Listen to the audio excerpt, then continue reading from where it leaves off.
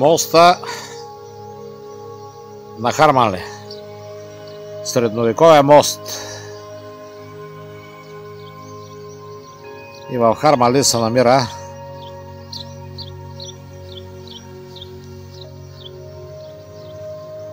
още една забележителност.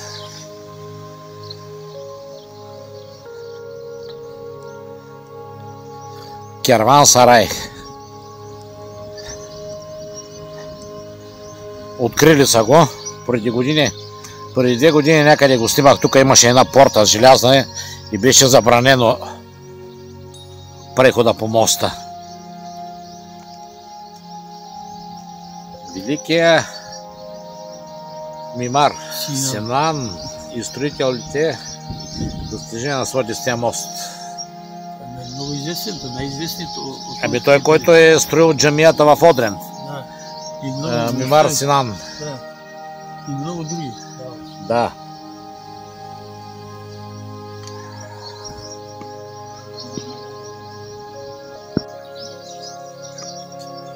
Ето или са оригиналните сапита, или са дялани в по-късен период, защото и те с много омазани ми се виждат от дясната страна. Реставрацията нещо не ми харесва. Не са придобили истинския цвят на камъка. Как могат в Турция да го направят или в една Румъния?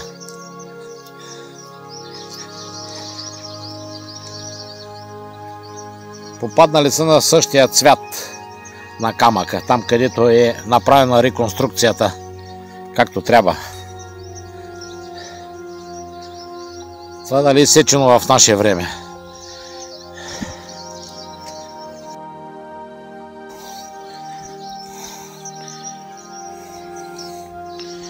Как се казва това нещо?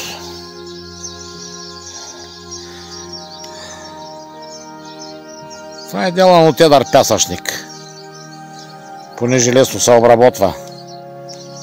Тук с цементите са го захванали. Морски камък, бигор.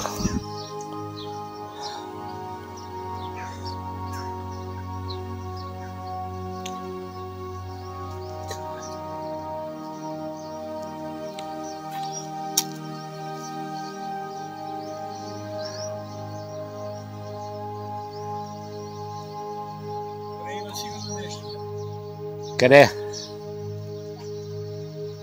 Ами стадион на някаква спортна площадка ли? Нямам си на идея какво има там. Това е в по-ново време сложени тези блокове.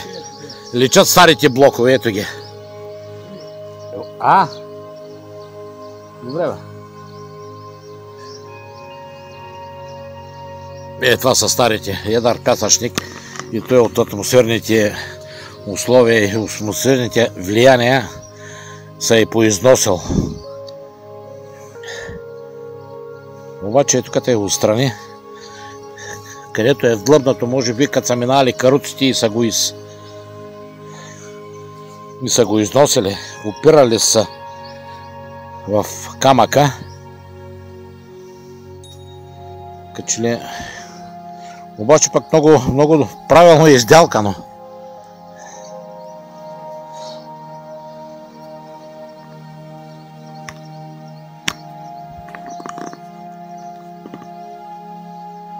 Това са стари блокове. Те личат. И как са ги позакърпали, поомазали малко отгоре реставраторите. Тук начукано. Мъчили се да придобият истинския цвят на камъка, но нещо не се е получило.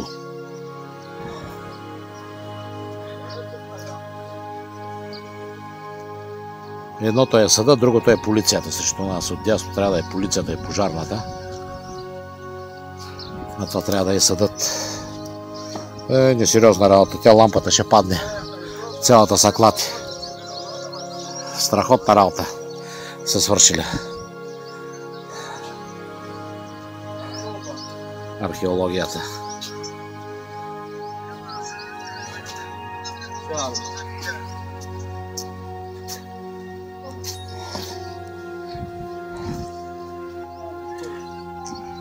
Това е на османски, стария турски език.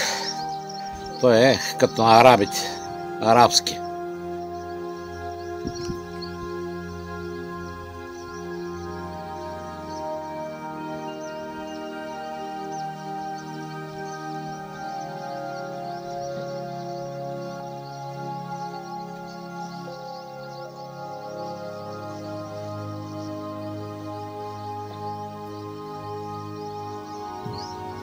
Тези извивки в по-ново време са правени.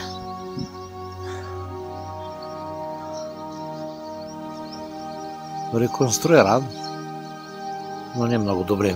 Лично на мен не ми харесва реконструкцията, която е направена. Виждал съм и по-добра, но не в България.